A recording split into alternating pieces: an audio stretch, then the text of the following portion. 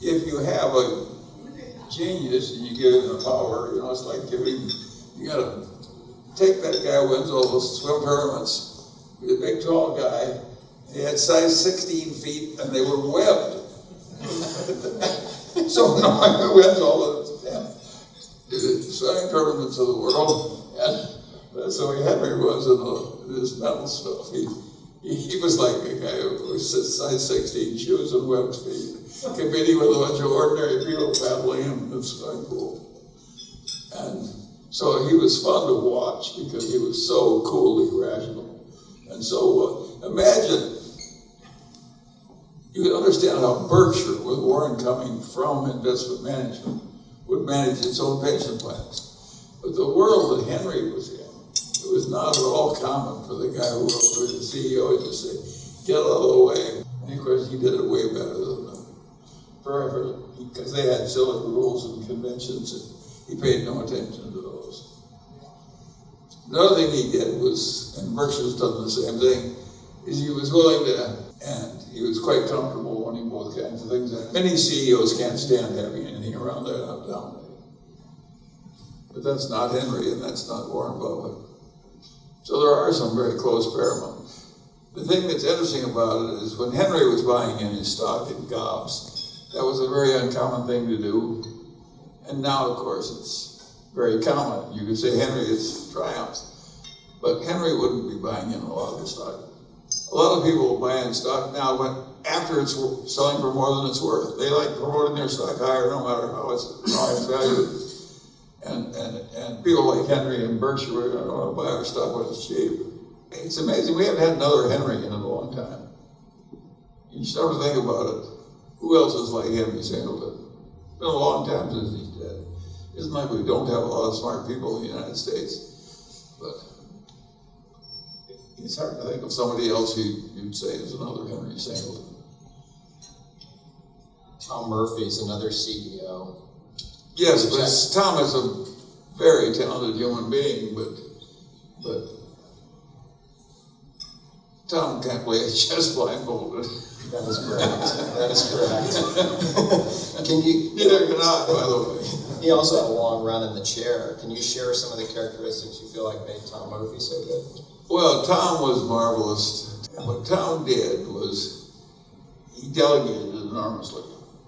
And it was really important he went and did it himself. Very simple. And Henry was very simple. As a matter of fact, one of the last conversations I had with Henry, he called me, and he knew he was dying. He wanted to sell Todd as his final act to Berkshire for stock. And I said to him, Henry, we're not going to issue stock or we give away a lot of businesses we know and like and understand to get into a lot of business we don't know and don't understand. It just can't happen. And he went on to do what he did. But it's just amazing how well he managed everything. You aren't going to see many Henry Singletons in your lifetime. He was valedictorian in his class at MIT. He was valedictorian everywhere. You talked a lot about the power of the fiduciary gene, Charlie, and it sounds like a lot of the people we're talking about certainly had those. The individuals had that in common. And it reminds me that you've considered yourself in the top decile in valuing the power of good and great management, and you've commented to me how you've still underestimated it your whole life. Do you have any thoughts or comments you'd like to share around this and how you've identified great management? Well, I think the great lesson of these careers is what I call the Wooden lesson. And Wooden had the best basketball coaching record in the world, and nobody else was even close. How did he do it? The answer was he concentrated almost 100% of the playing time in his top 7 players. And of course, they got better and better wearing all the extra playing time. That's what happens when you give so much power to a Wooden or a Buffett or something. You're doing the Wooden system, and it works like gangbusters. And as an investor, if you can find somebody, even if it's a mini Wooden or a mini Singleton or a mini Buffett, and playing time is all being concentrated in them and they have a long run, that frequently can be a very good way to invest. And some of these people, you can tell they aren't normal, some of these people. I've got another story on that, what not normal. Caltech has a Rubik Cube contest every year. And one year the guy came in and he gave him scrambled cubes and he juggled 3 or 4 of them, and as they went by he was twirling them in his hands. even though they were constantly imposed in air. Nobody will ever top that. He resolved all the cubes. The next year in came a woman. She'd give me 2 cubes, all scrambled, and she looked at them for a long, long time. She put one on her left hand and one on her right hand and put them behind her back and started twirling. And then brought them out both ways. That really happened. There are people who make you feel like you were born into the wrong species.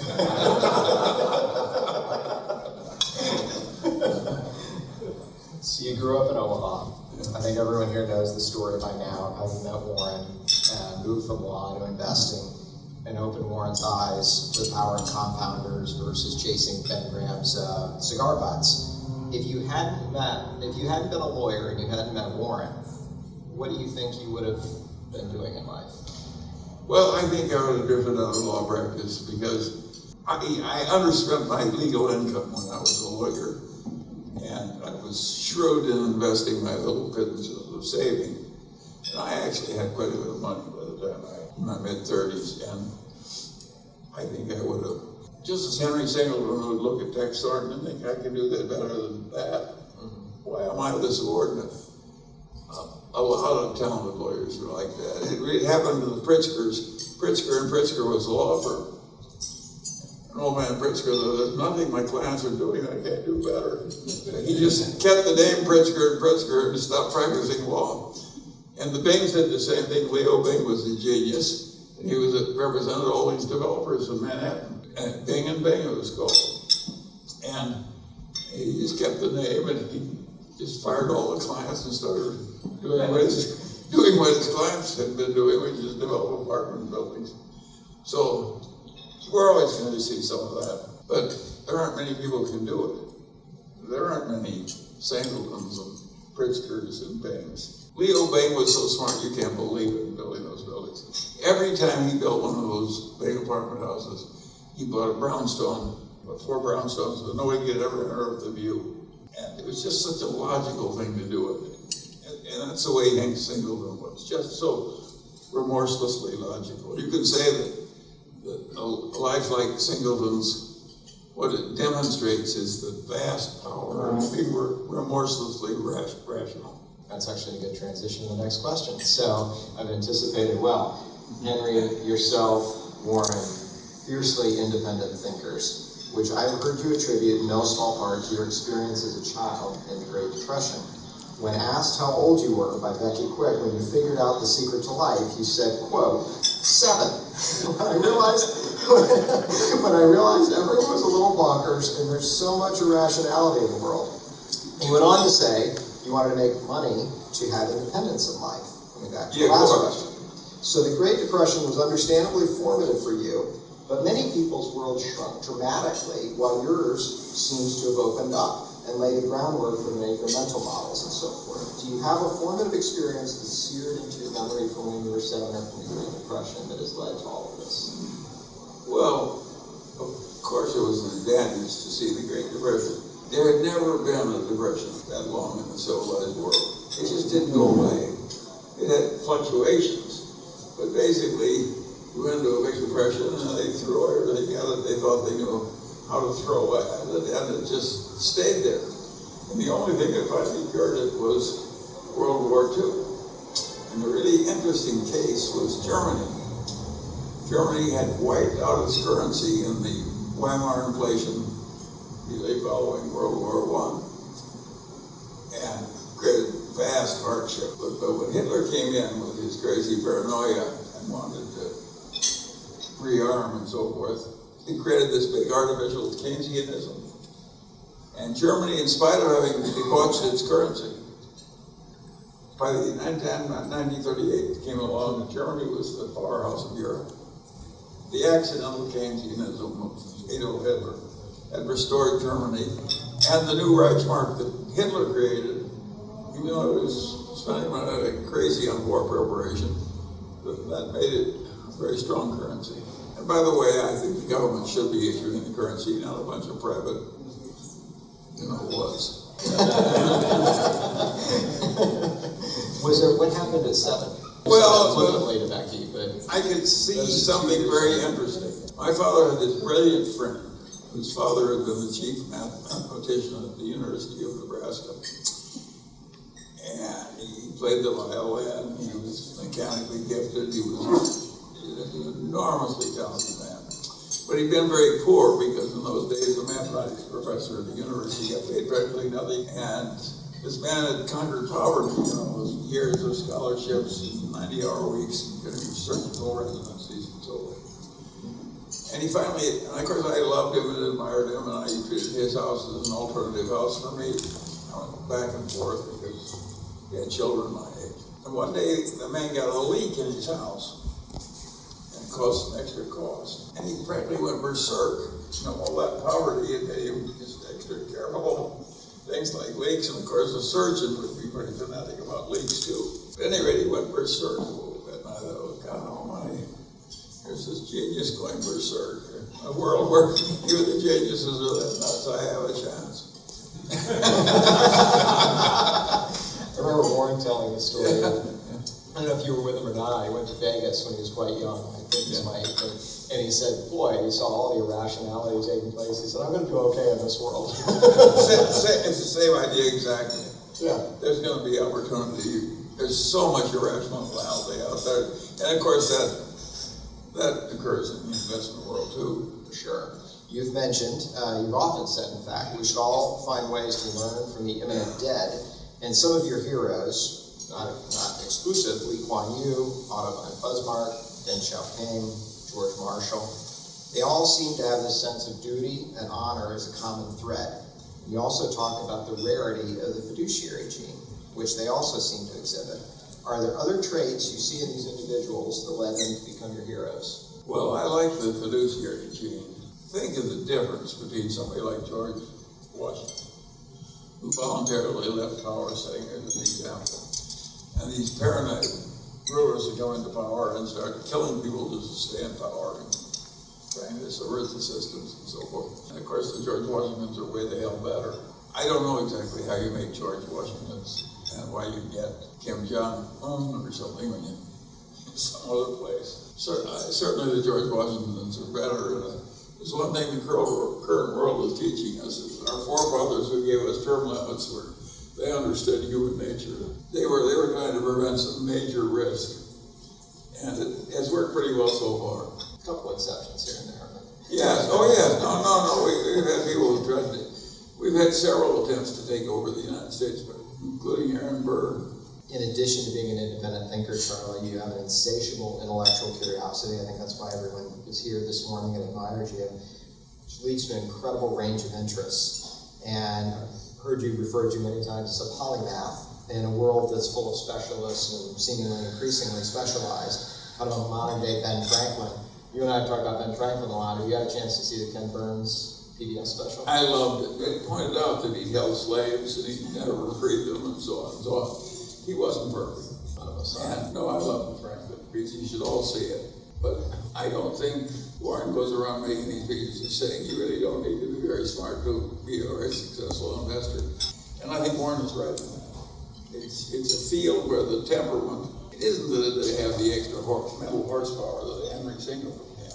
That is helpful, but it's perfectly possible to do splendidly well if you have the right temperament and just go at it over a long time.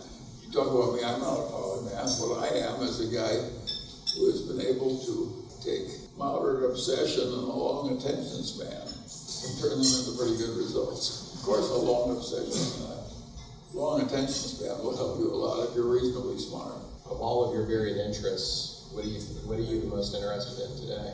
Architecture and No, I'm more interested in the investment operations of the world. I'm interested in the others too, but the ones I can't fix, I don't spend much time about. I don't know how to fix a paranoid ruler. I'd love to be able to wave my hand and solve that problem, but I don't think that's given the man to fix some of those problems. So I just stay away from the problems that can't be fixed and pick the ones. I don't like unlimited failure. I don't want to fish forever and never catch a fish. I have to have some reinforcement. And so I pick some things that can be done and then do them. But I do think that if you're reasonably obsessed with something, even if it's intermittent, and you have a long attention span, so you keep working over the serious problems until you stumble into an answer. That's half the secret of life. Any test? Well, these buildings I've been talking about, you'll kid me because I don't have many windows on it. The Munger building at the University of Michigan's a little short of windows. That's because it's so damn big in footprint. It has an automatic window shortage. Well, how did I decide to do that? Well, I knew the students would be better off close together. Get them close together, I'm going to get window shortage. Absolutely unavoidable. And so I figured, how in the hell can I handle this? Well, I went to the cruise ships and figured out how they handled it because they were keeping people very happy. And most staterooms, not most, but a lot of staterooms on a cruise ship can't have real window. And they used artificial windows, and they had a system where you could leave your own place and go out to light and air and all kinds of things. So I just copied cruise ship architecture. What kind of a mind in designing a dormitory imitates a cruise ship? Well, that's what my mind does. And you can see it's coolly logical. That's the kind of mind Singleton had too. He just was coolly logical. But if you don't think of the cruise ship, you get the wrong answer. I think you told me a story about how the window, I've never gone on a cruise, but the windows in the cruise ship, they actually have motion and so forth and so on, which I think you incorporated in the Michigan building, if I'm remembering correctly. Well, what the cruise ship did, what Disney did, of course, is for a long time, he charged more for the room with an artificial window than he charged for the one that had a real window. They stopped doing that finally, but they did that for years and years and years. Now, the reason for that was that a Disney window in a cruise ship, it was an artificial window. A little starfish came out and winked at your children. And of course, a real window wouldn't do that. You also use prefab material in Michigan, if I remember correctly. Is that right? Well, no, prefab, I caused Michigan, which had not built a precast concrete building. They had one on the campus somewhere, but nobody even remembered who built it or why. It was that old. And we can't create we have to make this out of poured concrete, because that way we can get 3 contractors, all of whom we trust to bid on. I said, you can't talk that way to me. You have to go talk to the guy who's the main precast person in Michigan. Listen to him tell you everything he can do for you, and then we'll decide how we're going to build the building. And of course, the precast was so much better. It turned out to be the toughest winter in the history of Michigan. And they had terrible troubles with quality and safety if they tried to build that building in the winter out of poured concrete. It's way stronger and safer. The building that's going in the UCSB is made at way over 1,000 pounds per square inch pressure, and that concrete will outlast the pyramids, I think. And that's the right way to do it. And it can't be done in the field that way. It can't be done that way in a factory. And they have ways of making the joinery safe. So these precast buildings are a marvelous triumph of the human mind. You mentioned temperament. I'm going to come back to that in a second. But before we do, I want to come back to the concept of cigar butts, because it's so important to really what led to the Berkshire that we all know and understand today. So investing is often referred to as the last liberal art or a social science of sorts. Well, it is a social science, of course. It is. And that plays well into your kind of varied interests and so forth. And so coming back to this transition that you helped Warren and Vine, going from cigar butts to compounders, was that a sudden or a gradual awakening for you? Was there an epiphany of sorts? Practically everybody who's smart eventually makes that transformation if they think about investments. Of course, if you can get into a great company with great competitive advantage, stay in for a long time, that's the easiest and biggest money you can possibly make. But it's so hard to do because they bid the great companies, or things that look like great companies, up so high that it makes that strategy not work. Remember when Morgan banking, they charged a quarter of a point, and they go up to Nifty 50. They said, we don't care about the price or anything. You've got to be in the Nifty 50. And of course, it was like a self-creating prophecy for a while. But when it went bluey, it was very unpleasant. So that's the trouble, is that the money sells so high priced that they make it hard for you again. But wouldn't you expect that? Why would you expect that something everybody could see, some great company? Of course they're going to bid the price up so high that maybe it's not such a good investment.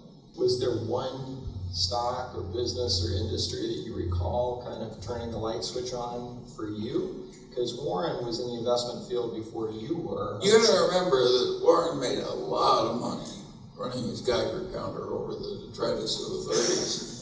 And he'd find something he was selling for 1/4 the liquidating value, he'd load up. And so over a long period of time, he had a happy hunting ground. All he had to do was go and list out liquid securities and slowly buy them, and he could get these ridiculous bargains. And those bargains went away. So he really had to change. Now they haven't gone totally away.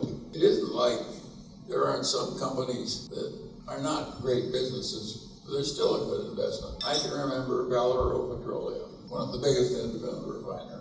I bought that stock personally at $17 a share. It was had LIFO inventories, huge buried reserves, selling below book value. It was just an incredible bargain. But it was still an ordinary, tough commodity type business. When it got tripled, I sold it. It's doubled since then. But that's a lot of years ago. But it's perfectly acceptable to invest in the Valero Petroleums of the world. But I think the people who tend to get the best results are these fanatics who just keep searching for the great businesses. And the best of them don't expect to find 10 or 20 or 30. They know they find 1 or 2. That's the right way to do it. But that's all you need is 1 or 2. I know the guy the investment banker that backed the Costco copy, which was Home Depot. He also backed Eli Lilly very early. He has several $1 billion, so he gave him those 2 investments. He didn't need any more. And in the lifetime of investment banking, that's what he got is 2. I regard that as a successful life. And that isn't what they teach in our educational institutions. They think there's some mystery they can teach that'll make you good at investing. It's total bullshit. There's no way to know enough about 1,000 different stocks to be very good at it. If you insist on owning an equal amount of 1,000, if you want to be good, you have to pick a few. You have to adopt what I call the wooden system of stock picking. Warren talks about the 20-card hole punch. Oh, I love that. He said that most people would have better results if they got a punch early in life. And you're very interested in investments. You're going to make 20 investments in your life, and then you have to quit and put all your money in cash. He said, if everybody was subject to those rules, the investment process would be better. I think that's right. I think people would do better. The system, the people who are milking the money for fees and commissions, they lather up all these, anything to make the fees and commissions run liberally. And it gets to be the orthodoxy that that's what people do. And of course, it shouldn't be the orthodoxy among sensible people who control money for the long term. But it is the orthodoxy. And just think of it. And then, of course, what happens, accident of history. We have a liquid stock market, which does 2 things at once. It's a place for people who are doing long-term investment rationally to go and make their transactions. And it's a place for another bunch of people to do casino gambling. We mix them up totally. It's an absolutely insane thing for the country to do. The country would work a lot better if we didn't mix up.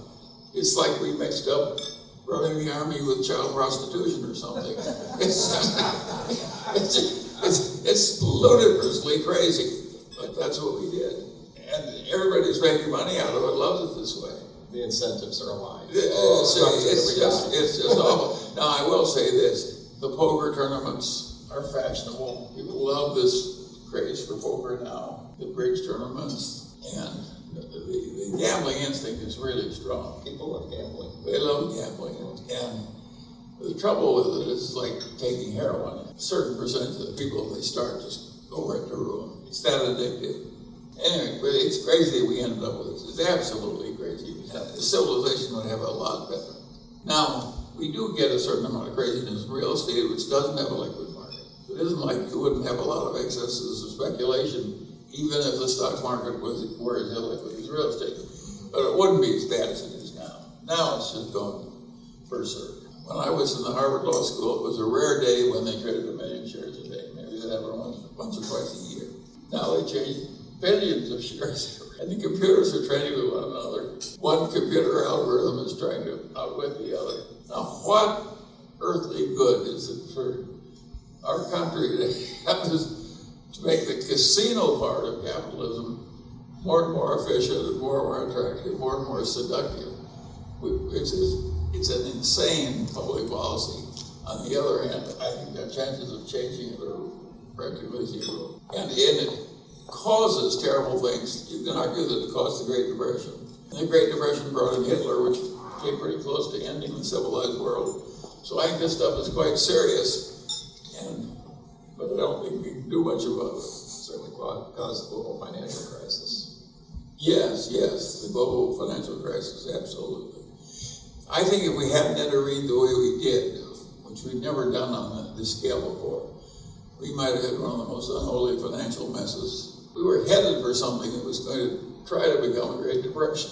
And what they do is they feed on themselves. The process of capitalism automatically speeds up in both booms and depressions. And the thing feeds on itself for a while. So it's like autocatalysis in chemistry. It's just automatic that you get this speed up in both directions, which makes it very, very dangerous, not just to the individual investors, but to the whole civilization. I am not being casual when I say that Adolf Hitler's rise came in part because of the Great Depression. He never would have been Chancellor of Germany without that. And the Great Depression came from excesses which in many ways aren't as bad as those we have now. And with those cheerful thoughts, we should go on to the next question. Yeah, I was going to ask a question about the Fed, but I'm going to move off of that. In the ease of intervention and acting like heroin. But capital allocation, enormously important for the compounding over time.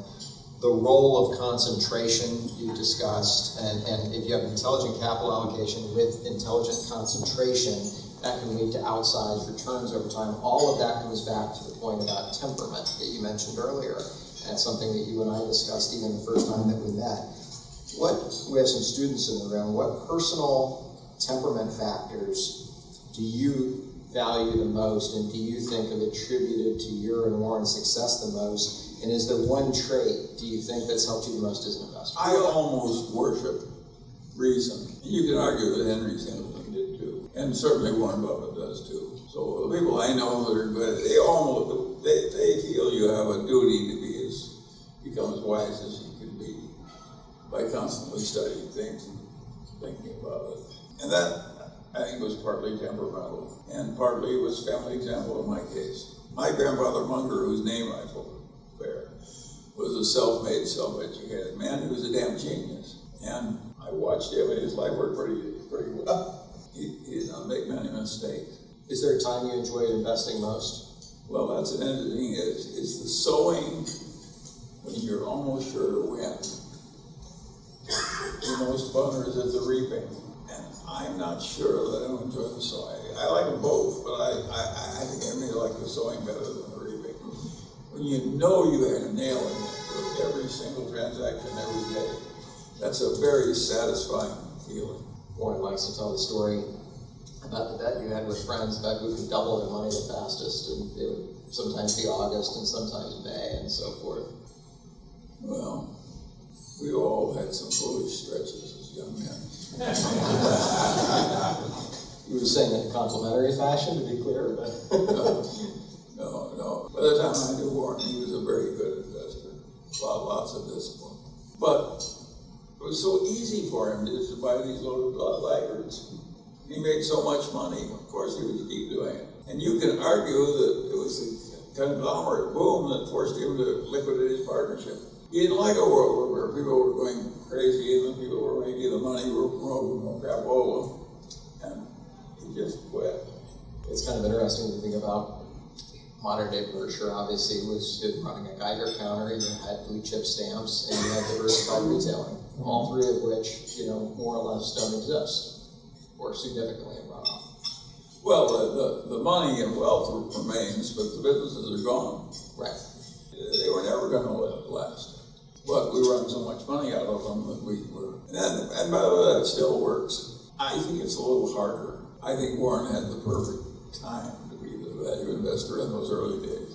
I remember he bought some little insurance company once at one time's earnings. One time, I couldn't buy very much, occasional share or two. But when I was buying some Insurance business is a one-time deal. When we bought in the most amounts of our stock was in 74, 75, and so on. That was a very good time to be buying. That was the worst crunch in 50 years. And we were very lucky to have money on hand at that time. Most people, we don't have tons of money to invest in the bottom of these booms. We're all in, and we've been in for a long time. Right. We just ride it out. My Berkshire stock has gone down 50% 3 times in my lifetime. That's one of the most successful examples you can find of something that works, but it's still. And of course, can you imagine an ordinary investment management firm saying we don't mind going down 30%? Right. They'd be in terror, they'd all be fired. And that means that 95% of the big time conventional investing, they're closet indexes. And that again is a deep moral compromise driven by incentives that none of us can do anything about. It's almost as ridiculous as having a stock market, which is also a gambling parlor. And they can't avoid it. They would say, I can't do it. And the university endowment officers also have to be closet indexers by the standards of university endowments. Now, I guarantee you one thing that we're not. I guarantee you one thing that Singleton would never have been. Was a closet indexer. Like you said many times, look at the system, look at the outcomes, and I'll show you the incentives. Yeah, the incentives are just driving it. You take the modern system of investment, I would say the modern big-time investment banking is shifted into the shadow banks and the other forms of private equity. They're just so huge, and there's so much money, and there's so much wealth being created. And just drives everybody crazy. They just want to get in on them. And so it gets bigger and bigger and bigger and bigger. But there's a lot of closet indexing in that too. You don't want to do the same thing. It's not my scene. We're not going there. I want to get to index funds in a second, but before I do, I don't want to leave this topic about compounders. I have one last question on this for everyone. So Einstein called compound interest the 8th wonder of the world. Warren has said, find someone hardworking, intelligent, and honest. If you don't have the third, run for the hills. Don't worry about the first two. You've spoken about the value of temperament and staying rational this morning. Warren talks about entering a zero into a multiplicative series, and you talk about avoiding path dependencies, finding Lollapalooza effects, and the power of delayed gratification. Aren't all of these forms of maximizing compounding in a qualitative form? Well, sure, of course. It was so obvious to me when I was practicing law. If I helped some businessman do some transaction and he got a fee, how could that be a potential compared to making transactions like he was making and making them correctly? Of course, there's huge potential if you can do the compounding correctly. But of course, it's very hard to do. The competition is very, very intense. And you have to stay out of the seductive craziness that goes on around you at a time when there are huge incentive pressures. And they aren't just incentive pressures. We all like to do what other people are doing. None of us wants to move to the North Pole and sit there for making $100 million. We all like to be in pleasant places like Beverly Hills, having an expensive breakfast. I'll come back to index funds now. You recently made some comments about index funds and a particular emperor. There's a big movement toward everything ESG, et cetera, with these ISS and Glass Lewis and so forth. I hate that. I regard Glass Lewis as a protection racket. They create the hazard and then they sell the protection. It's like the mafia. And by the way, nobody in Glass Lewis thinks there's anything wrong with it. We live in a world where you could actually go into a business as evil as that and think you're doing the Lord's work. But Hitler thought he was doing the Lord's work. It's like we have a record of his last thought in the bunker. You know what it was? The German people turned out didn't deserve their good rule. It was their fault, not his. I think you jumped to the end of my question, which was basically that Paul Graham recently had this fantastic piece titled Heresy on the value of not shutting down outlier opinions, the dangers of going down that path, and so forth, which obviously comes back to some degree to Germany as well. If Mark Andreessen, actually, I don't know if you saw this, had a funny tweet the other day about the irony of index funds. I don't know if anyone saw this in this room. He says they lack the competence to pick stocks, but possess the competence to redesign society. I know that. It's such a joke. There are a lot of people who think they would run the world.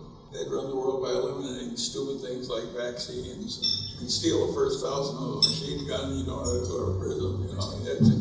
There are a lot of crazies out there. I feel like it's an agency issue where net index funds provide better performance at lower fees, as Warren and yourself have pointed out, but that this is just a standard agency issue, and we actually use a different vector on the very hyper helpers and middlemen that you and Warren have warned everyone about. When Morgan Bank got everybody into the Nifty 50, by the way, they only charged a quarter of a point for that. In other words, that whole investment management, they were the leaders of the investment management in the United States. And went on for, 20 years more or less. They charged a quarter of a point, and everybody got these fabulous results. Of course, it was blue sky high, but it was an interesting period to watch. And it's hard to have a similar thing when you're taking an index of 1,500, 1,000 stocks, that's most of the market. So it'll work for a while, but eventually, if you did too much indexing, it would have no chance of working. It would be the Nifty 50 all over again. It's been said software will lead the world and that AI will lead software. And we've talked a lot about the Carnegies and the Rockefellers and the Mellons, who had these unbelievable businesses, but they were massively capital intensive, earning single digits of returns and so forth and so on. But they got rich because they did it so long. Right. And they caught. You can argue that Rockefeller, after all the first 30 or 40 years, they sold kerosene for lighting at night. And they dominated it all over the world. And as that business died, with Edison and electricity and so forth, along came the internal combustion engine running the automobiles and trucks of the world. It was way better than their old living. So you can argue they were just damn lucky that if they were forced out of one business, God gave them a better business, and they had the positions in all the big oil fields to ride it out. And they kept inventing new technologies, so whatever oil they thought was there, it was really a little more.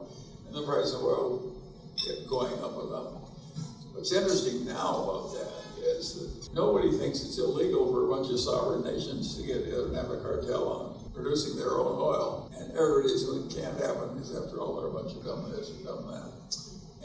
But it could happen, and you could argue that if so, it'll be a good business. as long as the cartel lasts. Yes. Well, the interesting and similar is there are only, 3 or 4 players in making the potash fertilizer. Yep. And that's an interesting thing to watch. Yep. And I don't know how that's going to play out. But Russia and Ukraine being one of them. Nobody knows. But there are going to be some sort of cartel-like things done by governments, and nobody will do anything about those. But somebody will make money by predicting it. So the weak link is always for a cartel to break, though, because the incentive is for someone to cheat. Of course. Right. So we have $10 trillion in market cap amongst 5 phenomenal businesses that really don't require any capital whatsoever. When you look at that contrast today to what Carnegies and Mellons and Rockefellers built, it's all obvious in hindsight. Do you have any opinion, without getting into name specific or anything, on whether those moats will be as durable? Well, I think the temperaments of these, the ones I find most interesting in many ways, are the Mellons. And I think those temperaments still work. I think if you're like the Mellons, or Carnegie, or even Rockefeller, it still works. They were pretty hardworking, aggressive, talented people. But there was some look at it. You stop to think about Carnegie Steel, that's U.S. Steel. It eventually went to hell. Absolutely went to hell. But he wasn't building something that worked wonderfully. Now, Rockefeller's empire lasted a lot longer. You can argue that Rockefeller's empire was the only business of the old days that really became a giant and still lasted. Everybody else, it's all just a type of mortality. They all die or winnow down to insignificant.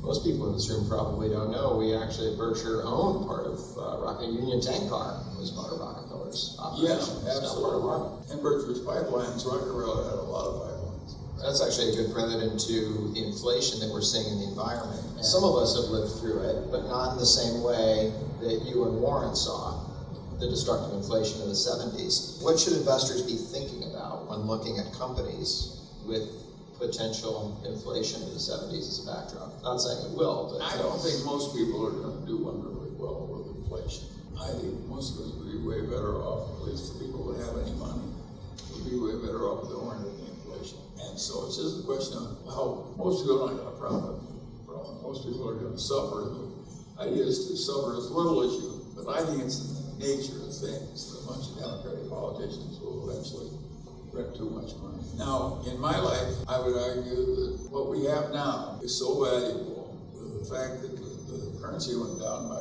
80 or 90%. Purchasing power over the course of this 100 years of achievement, it was worth having the depreciation of the currency to get the growth. I don't think it was a bad bargain for civilization so far. On the other hand, the Weimar inflation that eventually contributed to Hitler's rise, that's a different problem. And if we get into that, I have no, if only my problem, that's what it may be your problem. I think the answer is always to find the best business you can at the best price, regardless. And capital intensity is certainly an aspect of that. Pricing power. Yes, but think of what's, as old as I am, just think of what I've seen wane. All the big department stores, all the big newspaper monopolies, U.S. Steel, Alcoa, pretty much all big airlines. Yeah. Pretty much everything. The auto manufacturers. Yes, the auto manufacturers, yes. Compared to what they wanted. General Motors stood in the world like a colossus. And it eventually wiped out its own shareholders and part of its own workers' pensions. Oh, think of that GE. Well, GE is one of the worst cases of all because I knew Jack Welch and he was likable and he was intelligent. But he went a little crazy trying to do well in the system. He was very competitive. He wanted to win in golf, he wanted to win in business and so forth. And he just let me. He got into that rich in excess. And in the end, he was lying about what had been accomplished. And I think that book, Lights Out, which chronicles the decline of GE, ought to be required reading in every business school in the country. It won't be because they don't want to offend you. But it should be. And if anybody has not read Lights Out, you should buy it and read it. Now, there's a creative destruction that you've seen. It's just awesome. Do you feel, I think the standard thought is that it's accelerating because of software and computers? And No, I think it would have been difficult if we never had software. I think that they contributed to a lot of the change which destroyed some people. I think capitalism destroys a lot of people. It's the nature of evolution, a lot of people die. The death is part of the creative process. Do you feel like that rate of change is accelerating?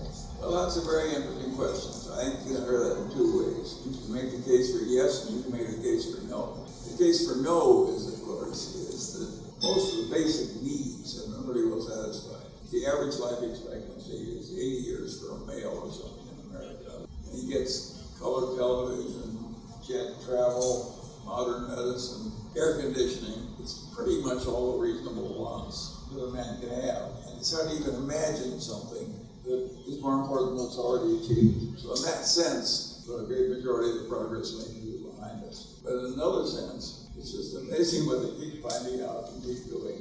I'm not all that impressed by the fact that we make insurance and underwriting a little bit better. That's just, it's like tweaking an automobile engine so you get an extra horsepower. But what's already been achieved is just absolutely unbelievable. It all happened in the last 200 years.